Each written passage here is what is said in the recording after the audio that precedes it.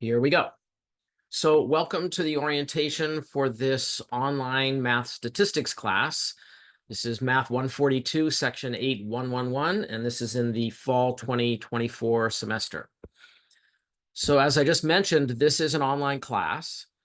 We do not have regular meetings, either face-to-face nor on Zoom, neither one. So instead, students are encouraged to go through the materials at the pace set out by the due dates on the calendar in the syllabus.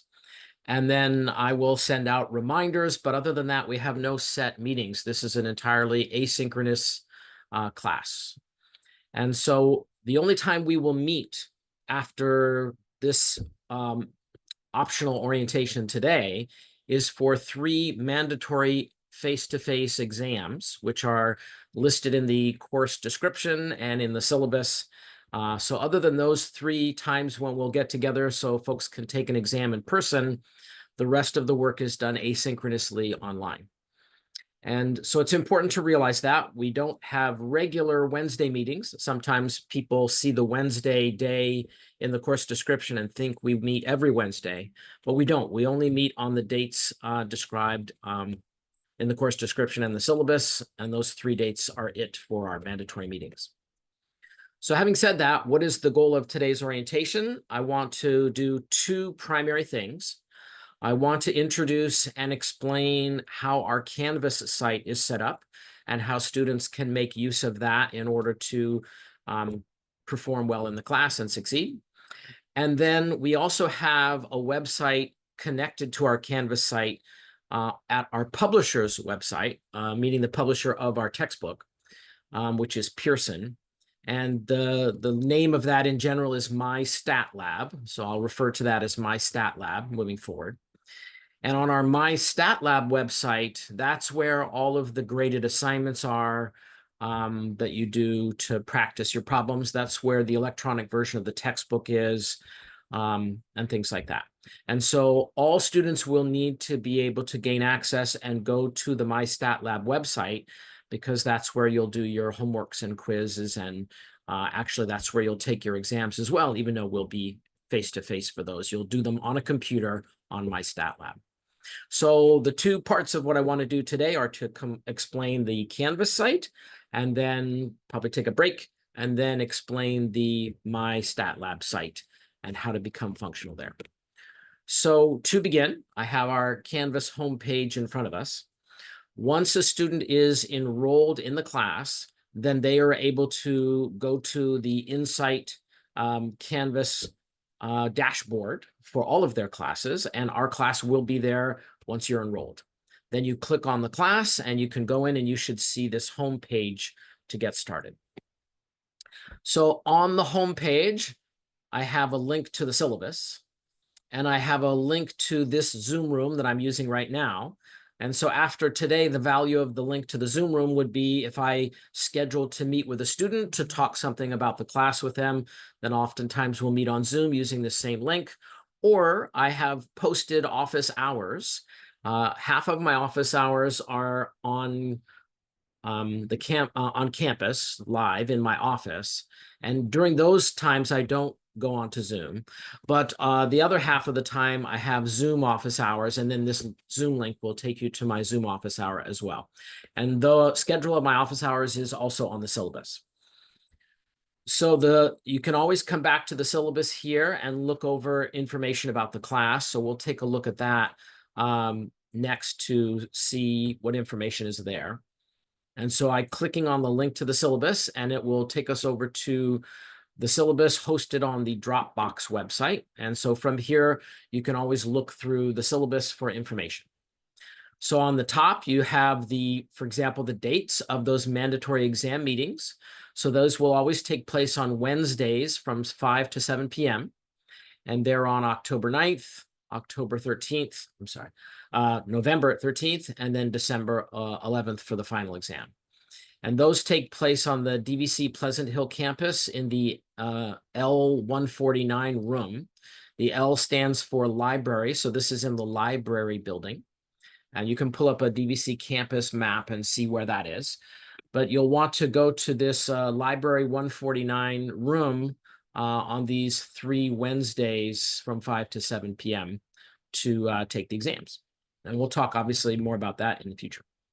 So also listed on here is the textbook that we have assigned for this class that we're using, which is the Triola, is the author, the Triola Elementary Statistics 14th edition.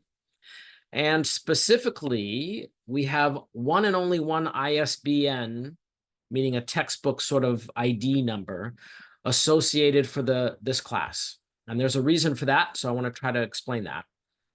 As I mentioned, for your assignments, we're going to be making use of the MyStatLab website.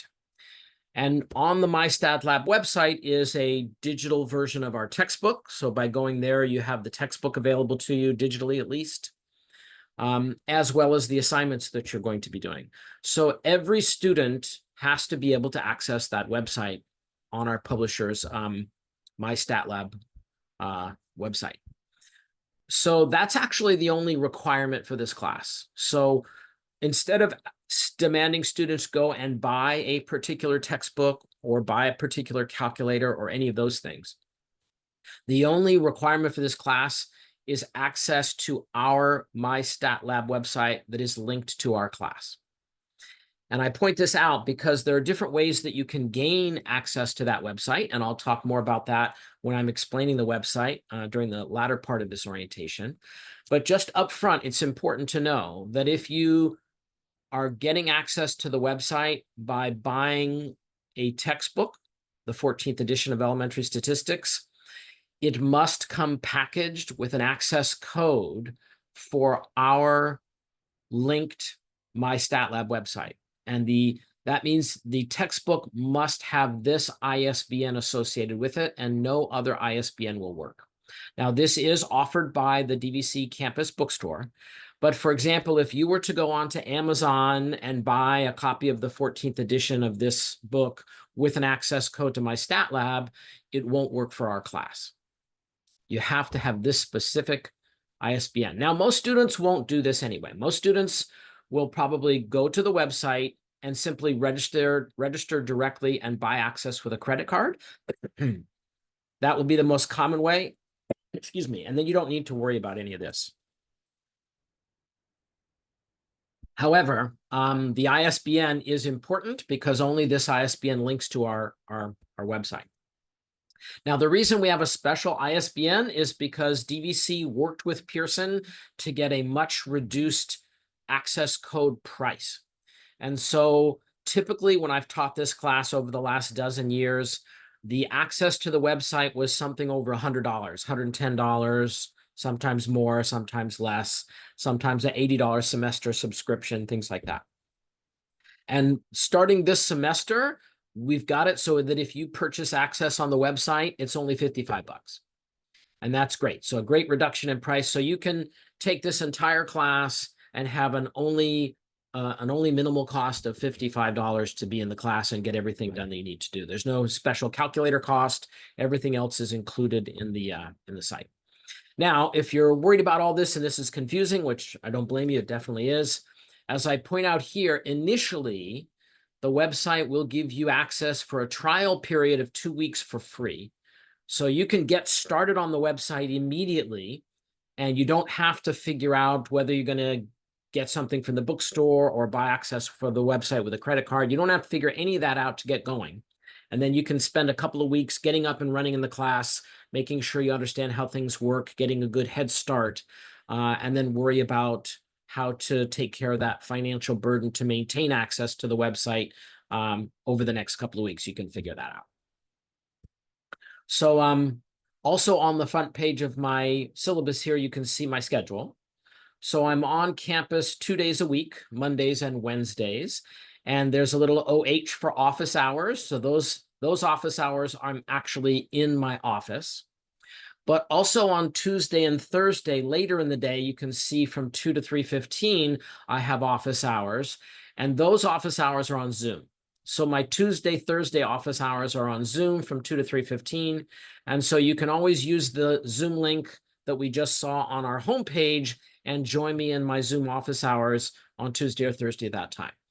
And if this schedule doesn't work out for you and you need to meet with me at some point, then send me an email. And my email is also right here on the syllabus, pwillett@dvc.edu. Send me an email and I'll arrange some other time to meet with you on Zoom so I can handle any issues that you have or go over any questions that you may have. So lots of info on the first page of the syllabus, and it's always there for reference going in the future. And there's some basic things that a syllabus provides, like a course overview. There's a list of some important dates, like the last day to add, last day to withdraw, last day to get a W, stuff like that. And then I have a description about how the class will work. And so my goal for the first part of today is to basically walk people through a lot of what's in this 4 steps to understanding how the class will work so that students can get going right away, hit the ground running, and get a great start to the class. So I'm not going to try to read through this. I'm going to show you and talk about how actually our Canvas site has been set up to help you explore how the class works, specifically with detail. On the 3rd page of our syllabus, for reference purposes, is a complete list of our graded work for the class and the due dates for everything. So this is kind of like a big to-do list that helps you organize and try to stay ahead of due dates. So at the top of the list, we have our first 2 assignments, which are a homework and a quiz that are on the first 3 sections of the book, Chapter 1, Section 1 through Chapter 1, Section 3, which is actually all of Chapter 1 that we're going to do. And those are due a week from tomorrow. So during this first week, every student's goal should be to get up and running of the class, read the first chapter, and do these 2 assignments on Chapter 1. Now, the first chapter is an introductory chapter, so it's basically explaining the idea of statistics, and it has a lot of vocabulary in it. So you don't have to do really any math calculations or anything complicated. However, there's a lot of information in there, and it usually takes, quite a few hours to go through it all, to talk about it, to maybe get some help from tutors if some of the terms are confusing, and then, of course, to do these assignments successfully. So I'll talk about the nature of a homework assignment and a quiz assignment, and of course, those are on my Stat Lab. So you will need to be registered with my Stat Lab, ideally just on the first free trial period, just so that you can get going without worrying about money or anything, in order to get these assignments due by the end of the coming week. And ideally, if you can get them done well ahead of this Sunday due date a week from tomorrow, all the better. If you can, after today, jump in there, spend some time in here and get started, maybe you can get these done successfully by Tuesday or Wednesday and get a head start on the following week. One of the themes that I will echo through this orientation is that an online math class is very challenging. It's just very difficult to go through all the material and to get everything done in a timely fashion when there are no regular scheduled lectures or class meetings to help keep you motivated and keep you on task and on pace. You have to generate that motivation and that sort of ability to attack the material and get it done in advance or certainly by the due date. You have to generate all of that on your own. So I'm definitely here to help, but I'm not meeting with you regularly to say, here's what we're doing today. And so that, without that lack of structure, it is very easy in an online math class for students to fall behind. And then when you're falling behind and trying to catch up, that's often a downward spiral that can run away and make it so that you don't succeed in the class. And so one of the best defenses against falling behind is to get ahead. And so I'm going to point out right now, as we're first seeing this list of due dates, that when you're seeing a due date for assignments in this class, I strongly recommend you try to change your typical mindset.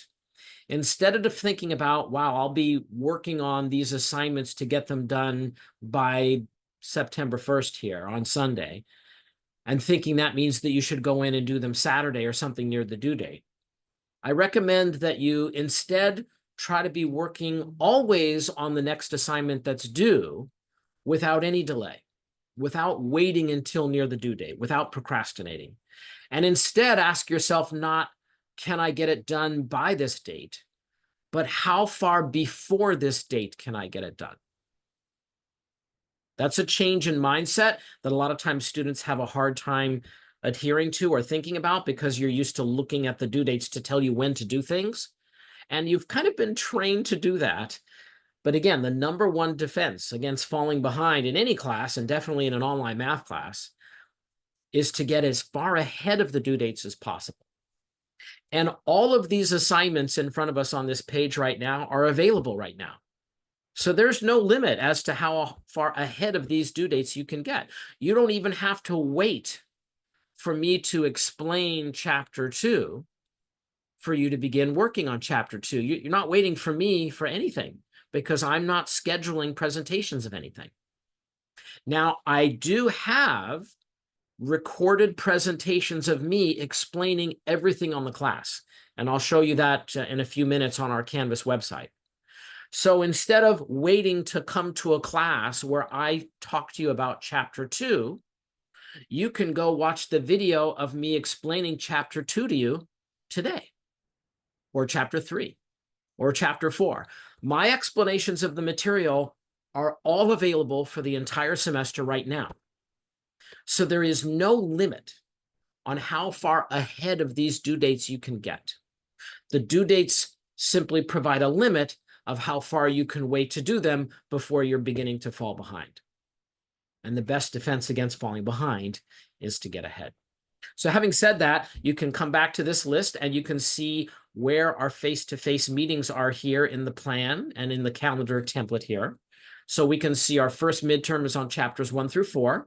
It's a 90-minute exam with 30 questions on it, 3 minutes per question, and that we will be meeting together on Wednesday, October 9th from 5 to 7 p.m. in the library 149 classroom on DVC campus.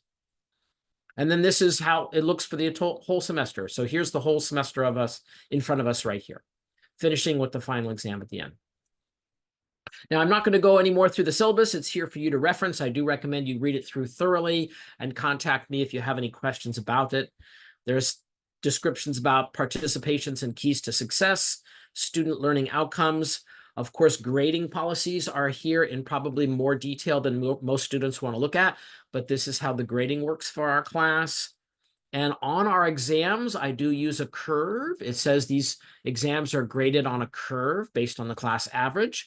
So if you've never been graded on a curve before, that might be a new thing that's different. And there's a description of how I use the curve to produce grades for the class.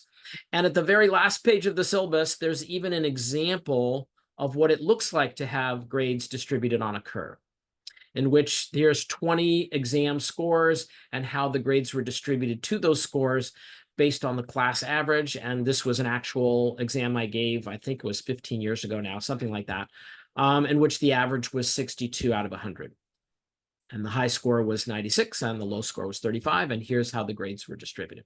So you can take a look at that as an example for what it looks like to grade on a curve. But the interesting thing I'll point out to everybody is the way grades are distributed on a curve with something called the average and the standard deviation is a statistical process.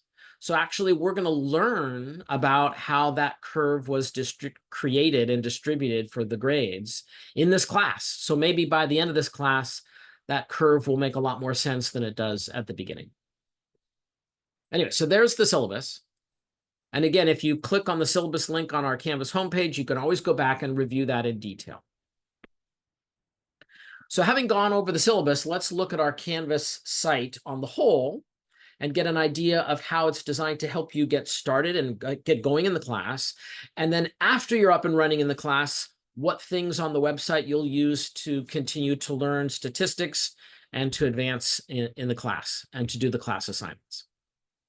So in Canvas classes, teachers usually create these things called modules.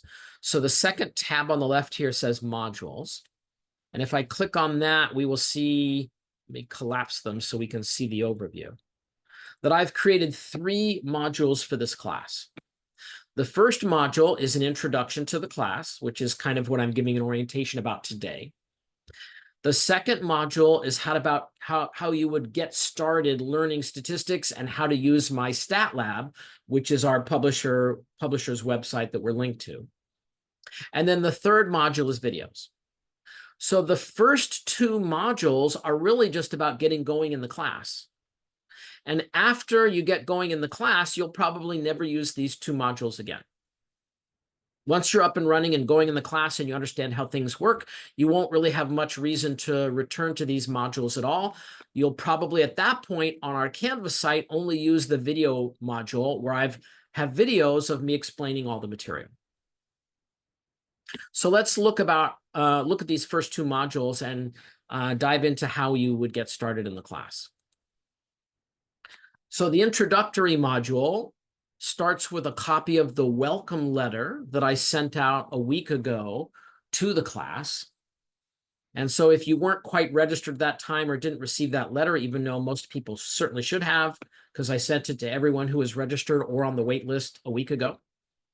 And it's basically welcoming you to the class and pointing out that we have only these 3 fixed meeting dates in the class and saying I'm going to have this orientation today, and has a link to the syllabus and says, yes, you can do it. Let's go. So that was sent out a week ago because I wanted to encourage everyone to go ahead and get started in the class. And I sent this out to all of my classes. I'm teaching 5 classes this semester, and I sent it out. Some of my classes, as we saw on my syllabus, are on campus face-to-face, and I have 2 online statistics classes like this one that only meet for exams. I sent out welcoming letters to all of my classes. And in most of my classes, I already have about a half dozen students who are already registered on the MyStatLab website, and they've already started working on the material.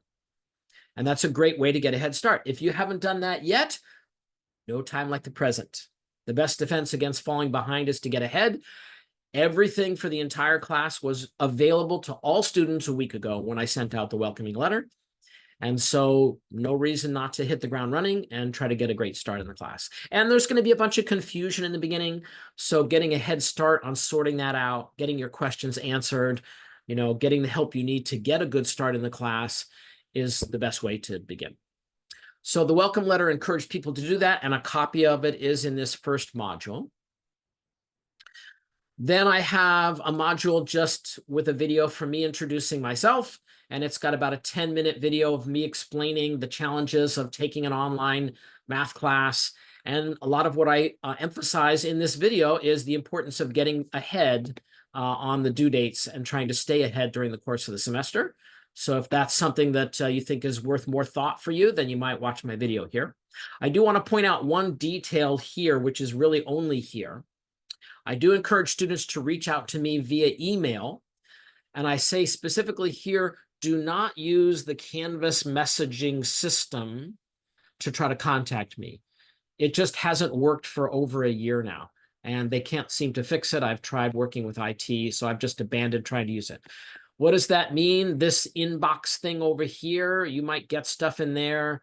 It used to be a few years ago, anything somebody put into inbox was forwarded to my email and I could get it very easily. That just stopped happening. So please use my email. Again, pwillett@dvc.edu. Do not use the Canvas messaging system because it's just not really working.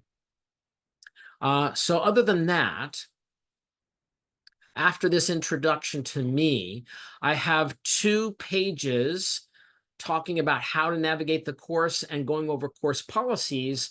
But as I point out here, parenthetically, these are also in the syllabus that I was just showing you. So if you read through the syllabus thoroughly, everything here, you'll have already seen it. I'll just take a quick look so that you can see that they're also on the website. But for example, I have those 4 bullet points about how the class will work.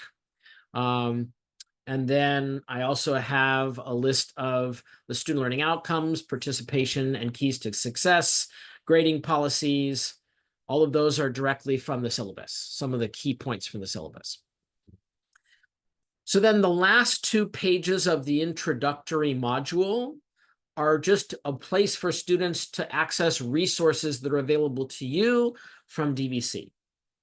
And I do like to always take a couple of minutes and have a couple of pages on the website to point out that you have an enormous wealth of resources available from our college to try to help you succeed. And it's always a shame if some students run into problems and that prevents them from succeeding in a class, and they just didn't know that they had resources to help them with that. So the obvious one I'll point out right away that I have separate links for is that all students at DVC have a ton of access to free tutoring. We have two different ways to receive free tutoring provided by DVC. DVC tutoring itself on campus in our math lab, which is in the Math and Engineering Support Center. And you can find out more about that by this link here. So I'll just click on that real quick. It'll say open in a new tab, and if you go to the new tab, it takes you to the student centers. You can actually get free tutoring in all areas of study at DVC. Of course, I'll focus on the math part. So there's a link to math and engineering here. And if I click on the link to math and engineering, then you can see here they have the tutoring hours, when the center's open. From here, there's a Zoom room. So basically, you can get one-on-one free tutoring, 8 in the morning till 8 at night, Monday through Thursday. That's 48 hours right there. And then a half a day on Friday, I believe it goes from 10 to 2 during the week. So that's over 50 hours where free one-on-one tutoring on your math issues is available to you. And you can access that either remotely from the comfort of your home by using the Zoom room, or if you're on campus, then you can get live one-on-one tutoring face-to-face with tutors during those hours as well. And if you click on center hours, you can see that schedule that I just mentioned. So this is a fantastic resource, and I strongly recommend, I cannot recommend enough, that students take advantage of free tutoring, because there's no better way to prevent you from falling behind. If you can start by not procrastinating down to the due date, if you can look at the material and start working on the assignments a week before the due date, well, then when you run into trouble with the material, you've left yourself time during that week to then go get help from the tutors. And it's free, and they have massive availability. It's just a fantastic resource. So we've done lots of research about this, and it's been shown that students who make regular trips to the math lab have double the success rates of students who do not. And we've got fresh data from that over this past summer, over the past year before that, that regular use of getting free tutoring from the math lab doubles success rates for students. So it's a fantastic resource. So I'm highlighting it here. And we have this regular link that you can always go get help on Zoom or find out more about it when you're on campus. And there's a link right here to DVC tutoring. And then there's a NetTutor link here as well. I don't think that's as good as the DVC tutoring for a variety of reasons, but it's still free tutoring. The difference is it's offered by a third party that has been hired by DVC to provide free tutoring for all the students. So this is always going to be online. And the idea is it's only available when the DVC tutoring is not available. So if you're working in the evenings, maybe you work during the day, during the week, and you can't come or get help from the DVC tutors. Well, then this is available in the evenings and over the weekend, all of the time when the DVC tutoring is not available. Then you could click on NetTutor, and I believe every student's been prepaid for at least 5 hours, maybe even 10. I might have changed. Let's say it was 5 hours. Typical tutoring sessions are less than a half hour. So that would be 10 times over the semester where you get free help from NetTutoring on any problems that you're having. Anyway, so these are links that I have here permanently on our website because they're so helpful for students to do well and succeed in an online math class. Now, other types of issues that come up may not have much to do with math. Like maybe you're having problems with childcare. Maybe you're just having money problems. Maybe you're having technical problems using Canvas or getting regular access to the internet because you don't have good web access at home. There's all kinds of different ways that students may run into challenges that threaten their success. And we have tons of resources to help with that. So if I click on the online learning resources, those are specifically helpful because this is an online class.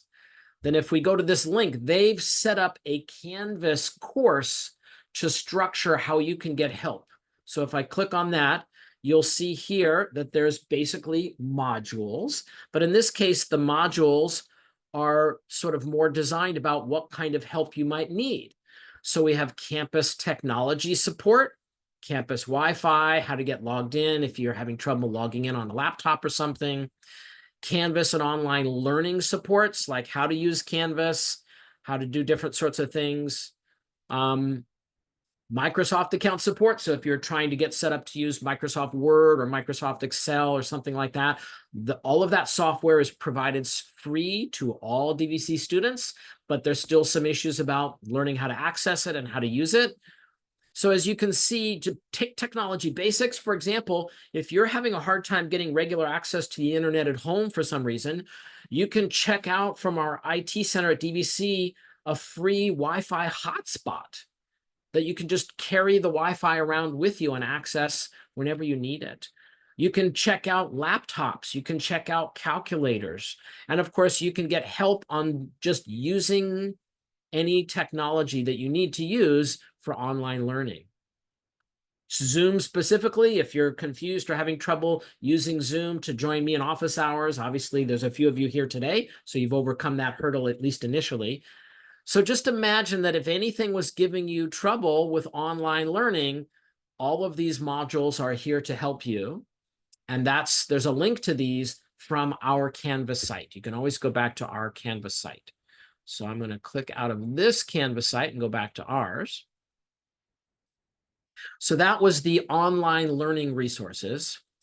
And then also I've put technology and other student resources because separately from online problems, people have problems with like other things I already mentioned, like financial aid or caring for your kids. Sometimes it's all sorts of things.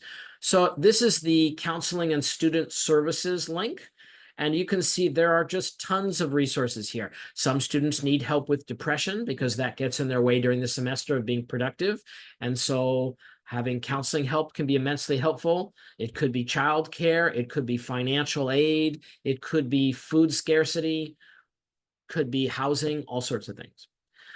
So I just want students to know that whatever is giving you difficulty, here's the technology loans I was talking about, Chromebooks, Wi-Fi hotspot, headphones, calculator, all sorts of stuff. Whatever it is that might be getting in the way of your success, try to reach out and get help with those things whenever you can, because we want to help all students succeed at DVC. And we have lots of ways to help you do that. And that's how I finish out my introduction to this class. So students get an idea of how this class is set up and also all of the resources they have to help them get through the class successfully. Now, once that module is gone through, it's always there if you need it for reference, but there's no assignments or anything like that that would cause you to return to that module regularly through the semester. That is also the case for our second module, which is focusing specifically on trying to give students tutorials about just how to get started right away. Because if you're just looking at a big website, you're like, I don't know how to get started. This module tells you how to get started. And I think this module is what allowed some students who got access to our Canvas site a week ago to already get started and be registered in My Math Lab and already doing assignments, because this module tries to explain how to get going to do that. And so I have a page where I just describe the learning objectives of this module, basically saying I want to get you up and running. So if I open this up, and then you can go through to more detail later, it says by the end of this module, you will be able to access My Stat Lab, at least on the free basis, find and access various learning resources to get started on statistics. You want to start learning about it. That's going to be chapter 1. And then even complete your My Math Lab assignments, knowing how to do that so you can get started, because we have our first couple of them due a week from tomorrow. And if you can get them done before that, all the better. You will be able to complete the following tasks: getting registered, read the first section of the textbook online, watch an animation or watch a video, and then complete a first graded assignment. That's what the goal is at the end of this module, is that you will understand how to do all of these things. Because when you've gotten registered and understand how to learn and start working on assignments, you're ready to go. So that begins by getting registered with MyStatLab. So on the second page, I want to point this out. On the second page, I've created an assignment out of getting started in this class. It's an extra credit assignment in which you will get a bonus of 5 points of credit toward your statistics project. That's one of the assignments on our assignment list in the syllabus, and described also in this module, is we have a statistics project that's due at the very end of the semester. But you can begin the semester by earning 5 points of extra credit for that project by simply getting registered with MyStatLab by the end of the day on Monday, 2 days from today.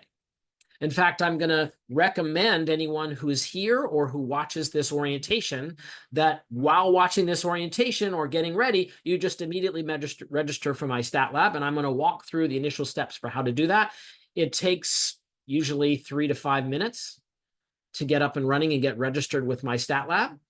As I said, in most of my classes, about a half dozen students have already done that and are already up and functioning, but you have to start there. Because on the MyStatLab website, that's where the electronic version of the textbook is. That's where other learning resources are. And of course, that's where the assignments are that you would actually work on. So to get started on those assignments, you have to first be registered with the website. But again, it's free for the first couple of weeks. Then if you are staying in the class and everything's going well, you'll want to figure out how to maintain your access for the whole semester. Minimum cost there is usually about $55 with this new low pricing from MyStatLab. And so it points out you will earn 5 bonus points if you're able to get registered by the end of the first day of class, which is Monday. That's the official first day of the class, by midnight.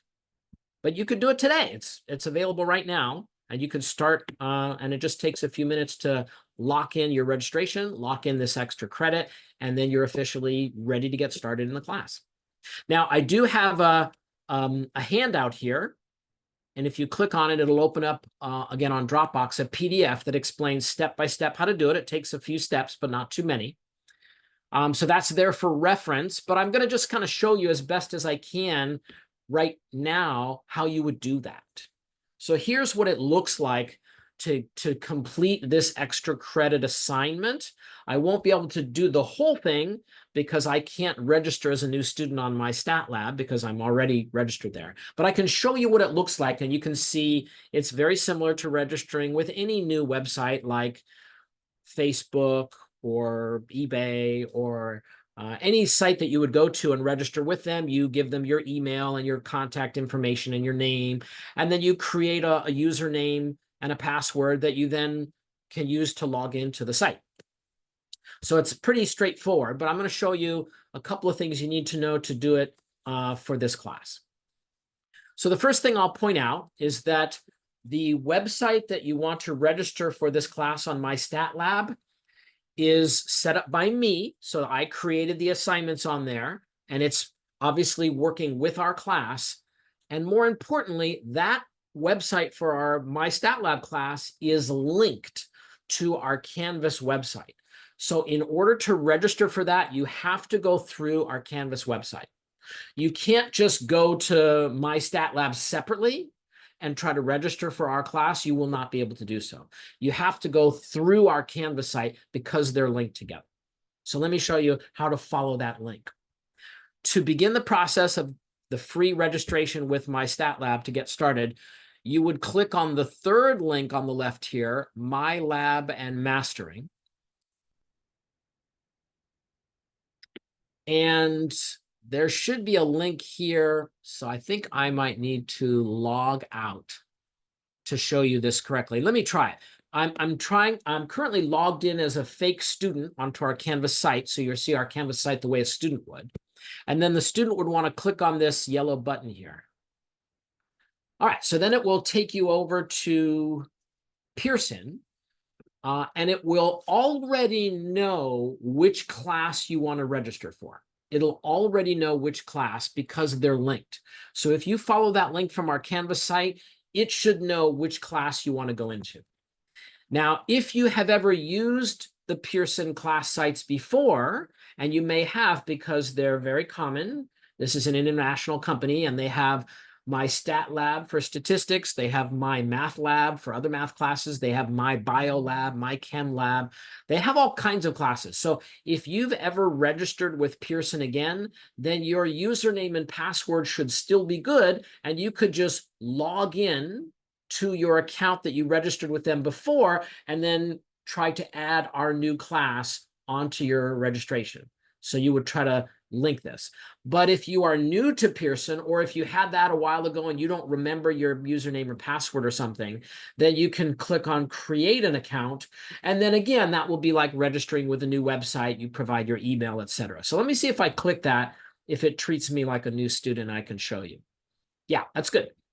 So then you could say, here's an email address. I'm going to create a username and a password, and then I'm going to give my information, and I'm going to agree to give them my firstborn child or something like that.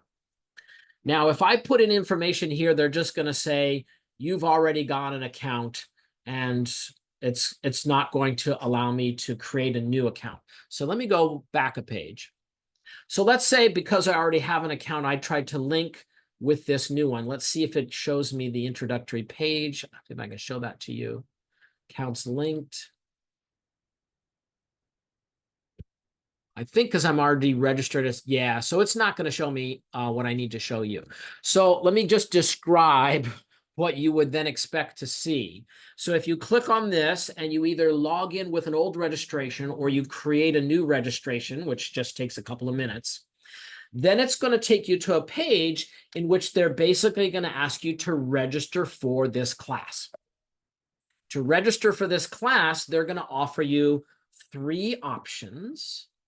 The first option will be to use a credit card and give them some money. And again, this link should take you to the version of our class in which the price to register for the class for the semester is $55. However, you don't need to do that up front. Like I said, you can get started for free for 2 weeks. But the first link, of course, is going to be say, hey, please give us some money, because they want to make money. The second link says, oh, you could register for this class with an access code. And the idea behind that is if you go to our bookstore, just our bookstore, you could buy a copy of the textbook that comes with an access code to give you access to our class site as well. Basically, gaining access to our website either comes free with buying the book, or if you buy access to the website, then the book comes free with buying access to the site. You buy either one, you get free the other. You buy the book, you get the website for free. You buy access to the website, you get the book for free. There's one cost. But you have to get the book from our bookstore if you're going to do that. Now, you could buy access to the website and then just order a copy of a book separately, but then that'll be extra money. And the book is on the website. Anyway, you can investigate this for 2 weeks for free, because the third option on the website, buy access with a credit card, give them an access code that you got from the bookstore. The third option, which is sort of smaller in the bottom and smaller typing because they don't get money right away that way, is to get the free trial for 2 weeks. And if you click on that, you're in the website for 2 weeks, no cost. You gain access to everything. Nothing is held back. And simply what will happen is when you log in on the free trial, it'll remind you that a countdown, you've got 12 days left, 10 days left. And then eventually, if you wanted to continue access in the course, you'd have to pay them one way or another by getting an access code from the bookstore or by buying access with a credit card for $55. So I can't go any more through the steps to show you, but that's what it looks like. And again, it usually takes a few minutes to enter your information if you're registering new. And then when the options come up, you pick on the free trial, and then you're in the class. What should happen at the end of that process is you have access to our website, and you have a username and a password that you've created or that you had from before that also gets you logged into My Stat Lab, and now our class will be on your list of any classes you might have there. All right, so what I'm going to do now briefly, if anyone here is not registered, I'm going to actually pause the recording and stop the orientation and give people a chance to go and register right now, because it only takes a few minutes. And if you're up for doing it, you're going to lock in the extra credit right now. And it's worth taking a few minutes to give people a chance to do that. And then I'll take any questions if people are struggling with that. But for now, I'm going to pause the recording. Okay, so we are not recording anymore.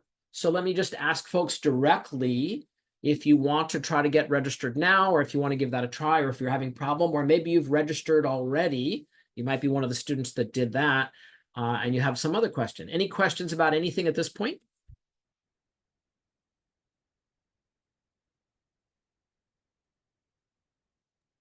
Not for me, sir, at least. I have no questions.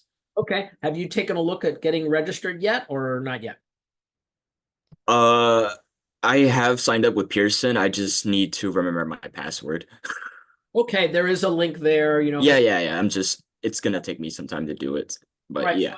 In case you were unaware, I just then want to point out, if you can beat the Monday at midnight deadline of getting registered, then there's some project extra credit attached to that. So that's worth hopefully motivating you to not procrastinate the registration too much longer. Okay, so let me jump back in and continue the orientation, as there's still plenty more to do. Okay, so after the pause, hopefully anyone who wants to has had a chance to get registered with the My Math Lab or My Stat Lab, specific for statistics website. And I'm going to continue now explaining the rest of our Canvas site.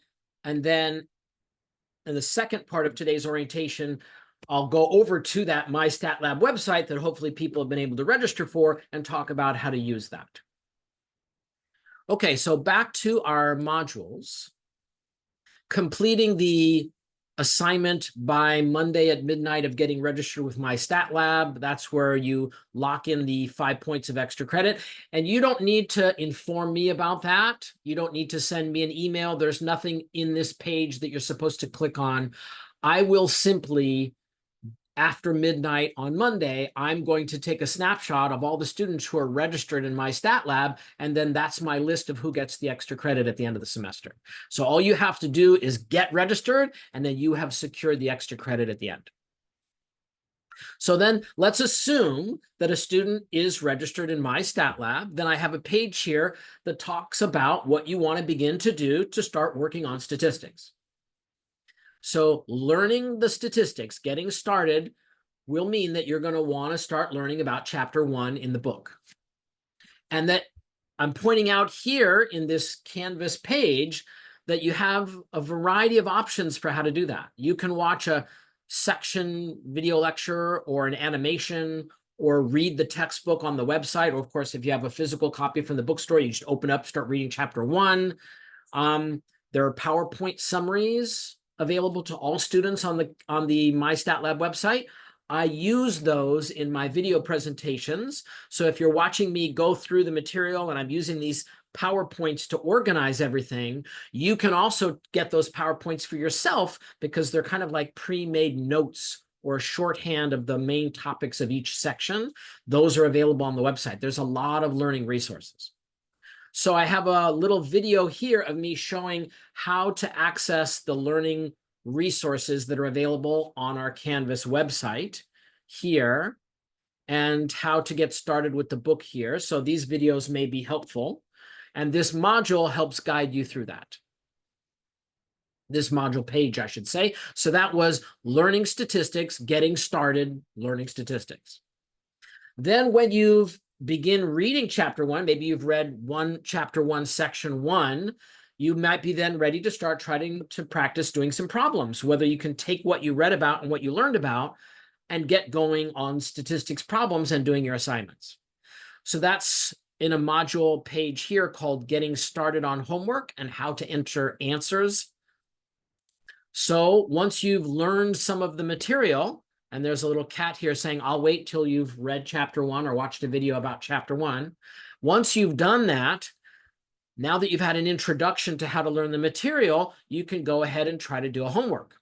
And I have a video here that shows how to access your homework, and then another one that just talks about how to enter answers in the MyStatLab interaction with the template. And I'll be demonstrating that when I'm going over the MyStatLab website later in this orientation, in the second part of the orientation. But what you can see here is I have videos and descriptions for how to get going on doing your assignments so that you're not like struggling to find where to do that or how to get going on the assignments.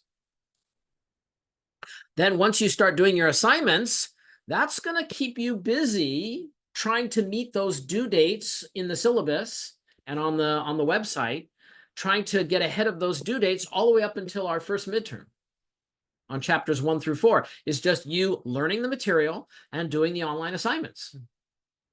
So then about our midterms, since they are a little bit different, there's a description here about how the midterms will be a little different, primarily because the exams are face-to-face. You have to show up on campus. There's also a description in the syllabus about how you can bring notes and a calculator and stuff like that. But again, you don't really have to worry about this to get started, but there is details here because people do worry about how to best prepare and get ready for midterms. And so there's a description about the midterms and the exams here. And then finally, I have a statistics project page. The statistics project is something students usually work on during the last 1/3 of the course. After our second midterm is usually when students really get into it. Maybe a little bit before then, they start thinking about it. But basically in the last month or 5 weeks of the class, that's when people will do their statistics project. So at that time, this is where the details of the project can be found. So you want to remember that in Module 2 is the details of the statistics project. And I'll send out and make announcements with reminders. There's an announcement link right here. I posted an announcement last night reminding folks that there's an orientation today, for example. I will post announcements before and after our midterms and before the project is due and things like that. But here's a full description of our project. Anyone who tries to read it now, most of it will probably make no sense at all because it uses a lot of statistics vocabulary to describe what you have to do in the project. So I wouldn't worry about trying to read it through now because it's kind of confusing until you've spent a few months working on statistics. But here it is. Now you know where it is. And in the future, when it's time to start thinking about that, this is where you'll find it. And this is also where you will submit your project. And then there's one last page in Module 2 where we conclude and ask you to reflect. Did you get registered? Do you know how to learn statistics now in this class? Do you know how to do assignments? If so, then this module has been successful in getting you started learning and doing MyStatLab assignments. So the final thing I want to point out in these modules is our third module. This is the module, and it's got just a couple of pages in it, where you may actually come back to this module regularly. I recommend you come back here every week, multiple times, because this is where I have content that I've created that's basically me teaching the entire class. So if the first one is the primary one, Willett Statistics Tutorials. So if we open this up, you will see every section in the book that we're covering is listed here. And every one of these is a video, typically at least a half-hour long, of me explaining this entire section of the book. So this, in an online class, is the #1 way that you can replace what would happen if you went and saw me face-to-face explaining all the material. So, for example, I am teaching 2 sections of statistics this semester face-to-face, in which on Monday and Wednesday, I meet students in class, like every other class, and I go over all the material, and they ask questions, and we have exercises in class, and I explain all the material. This class doesn't have any of that, so this is your best replacement for that. So you could say, well, normally if I was in a class, I would go to lecture and learn about chapter 1, section 1 from Mr. Willett, and then I would go off and I would maybe practice some exercises and see if I could do the assignment based on that discussion. Well, you could do the same thing, but you would just start with watching the video explaining chapter 1, section 1. So let's just see what that looks like if I just pull it up real quick. Okay, so chapter 1, section 1. Section 1 is statistical and critical thinking. So this is a slideshow I'm using. These are PowerPoints that are available in the learning resources for all students. So you could pull up a set of these PowerPoints for yourself if you wanted to review them as a way to review material later. But of course, I'm explaining everything as I go through it. You can see this particular introductory video is 38 minutes long, and that might be typically what I spend in class, going over an entire section, introducing a topic and going over exercises and working with the students. And these were typically shot with me teaching a Zoom class. So this often has some interaction with students where they ask some questions along the way. But of course, now that it's just a video, you don't have the ability to have that interaction with me. But you can, of course, rewind me and make me say things again until they make sense, etc. So this is hopefully a resource that makes sense for students to use. Now, I haven't created assignments to make you watch these videos. So if you don't like my videos, you don't have to watch any of them. They're just here as a resource to help give you structure and a way that you could kind of replicate what a face-to-face class might be able to provide to you that this class cannot, which is regular teacher explanations of all the material. And the entire semester is on this page. I'm explaining the entire class here. Going back to that third module, there's another page called Using StatCrunch, and these are also videos of me tutoring how to use StatCrunch. So let me introduce the idea of StatCrunch for a minute. In statistics classes, we have to do some pretty elaborate calculations. And before technology came along, that involved a lot of complicated formulas. 25 years ago, I taught statistics in which a lot of students, I hate to say it, used a slide rule. Yeah. So calculators have come a long way, but in this class now, even better than a handheld calculator is an online statistical calculating website. And with your registration and subscription to MyStatLab comes along a free access to a third-party statistical calculating website called StatCrunch. People subscribe to StatCrunch. I don't know how much it is, like $50 a year or something like that. It's a paid website, but you get free access while you're in this course, and it's very user-friendly. That doesn't mean that anyone can use it easily, but compared to using a handheld calculator to do statistics or using Microsoft Excel, some students use Excel because they're already familiar with that, which is fine, but it's much harder than using StatCrunch.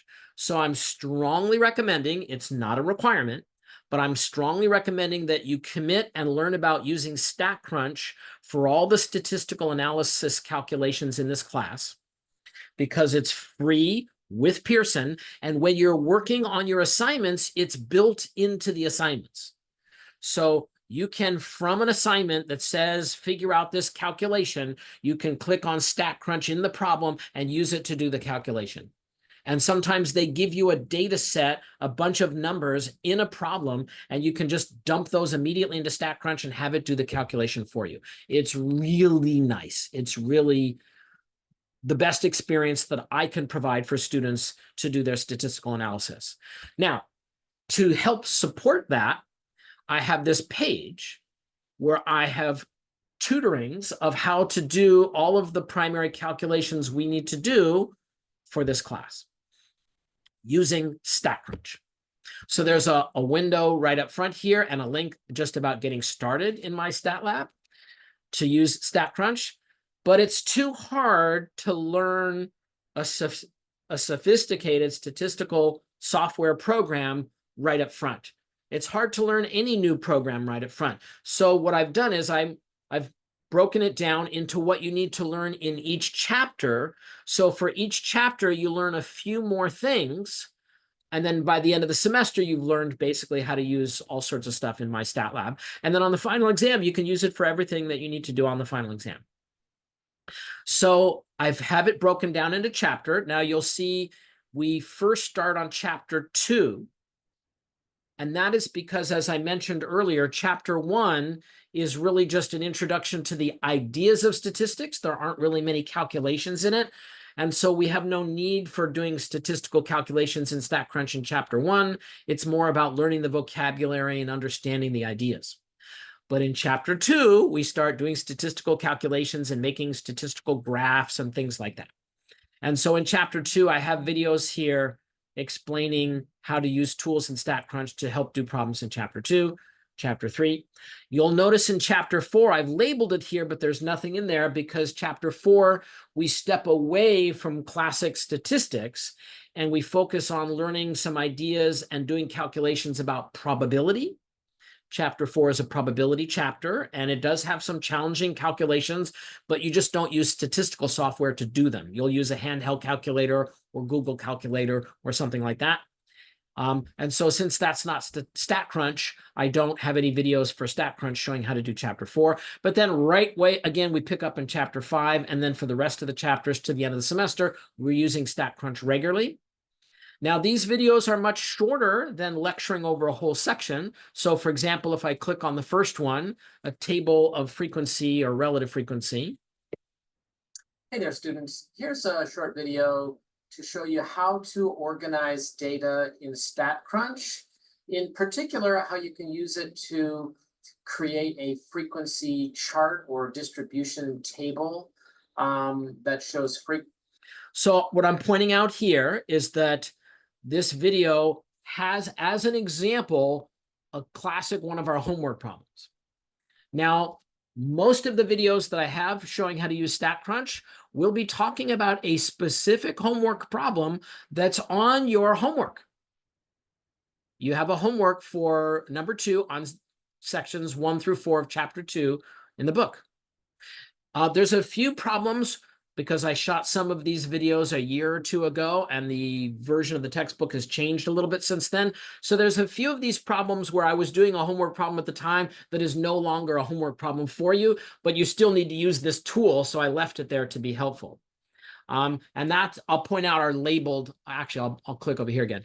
So for example, this says, the one I just clicked on, not in the homework. So that means if you looked at your homework number 5 on homework number 2, problem number 5, it's not actually the exact same homework problem anymore, because unfortunately that got changed when they changed the book a little bit.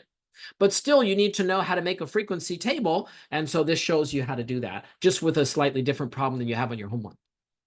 And I've labeled them. There's another one here, not homework, but it's only about half a dozen of these that are like that. For example, if I go to chapter 6 and I click on this finding area problem for a given z-score. Hey there, students. This is homework number 7, problem number 5, and then this is exactly like the homework problem number 5 from your homework number 7. This video, like the other one, as you can see, it's about 5 minutes long, and I'm basically showing how StatCrunch is used for you to do your homework problems. And I have that broken down by chapter, so that I basically recommend that when we get past chapter 1, that what you do when you're getting ready and learning about how to do problems in a chapter before you go to your homework is that you start by watching lecture videos that I've shot explaining the chapter. So in chapter 2, we have 4 sections, and I have 1 explanation lecture video for each section. And then maybe after you've looked at a couple of these and you say, oh, histogram, I learned about histogram, I see them making histograms, then you could say, all right, how do I do that in StatCrunch? And then you can go to the StatCrunch videos for chapter 2. And you can say, oh, this one says making a frequency histogram in StatCrunch. And so I'd say, oh, now I can see here how to make a histogram in StatCrunch. Hey there, students. In this big order. And for example, you can see here, this is a 6-minute video, and I'm doing a problem from chapter 2, in case this is actually number 11. And in this one, it should actually match because it didn't say not on the homework, in which I show how to make a histogram using a data set. See if I can show where it showed up here. And that's what a histogram looks like. And of course, you'll learn about that in chapter 2, but you can see these videos are very focused on helping you learn how to do things that you need to learn how to do to do your assignments. And so these are the this is the video modules pages. Learn about the section, learn about how to actually do problems in StatCrunch and how to use the StatCrunch tool to help you. So I'm hoping that these videos that I've shot over the years and collected are the main guidance you need to get to the point where you can learn the material and then do well on your assignments using StatCrunch and based on the discussions in the sections. And so these are on Canvas. None of these are over in our MyStatLab website, but this is a great place to get started learning the material and practicing learning how to do StatCrunch so you can succeed on your assignments. The last thing I'll mention just briefly to finish up this first part of the orientation is that there's an announcement page where I will post announcements.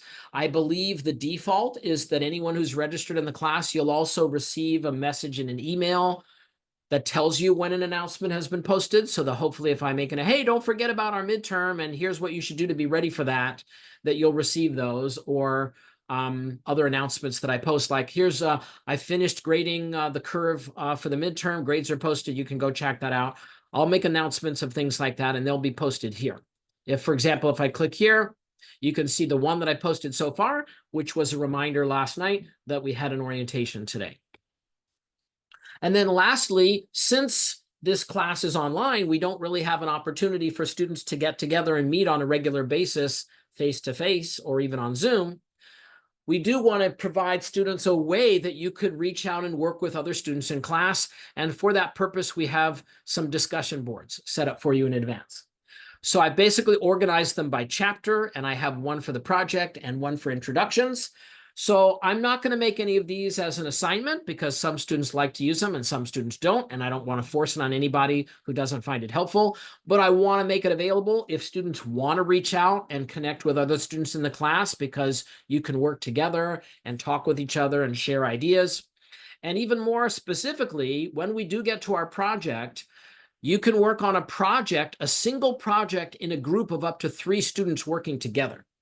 And so it might be really helpful to reach out and connect with other students in the class, because then 3 of you can combine your efforts on a project and submit one project for all 3 of you. And then you all get the credit for that project.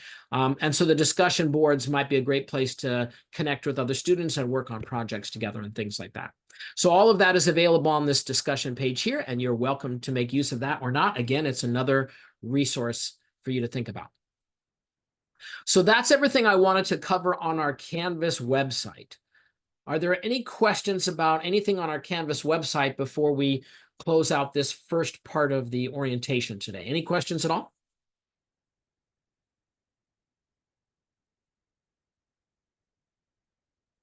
Okay, I'm going to stop the recording now. I'm going to have anyone who is here, we're going to take a 5-minute break. I'm going to come back at 11:20, and then I will start part 2, and I'll explain about the MyStatLab website in detail. So for now, take a 5-minute break, and I'll see you shortly.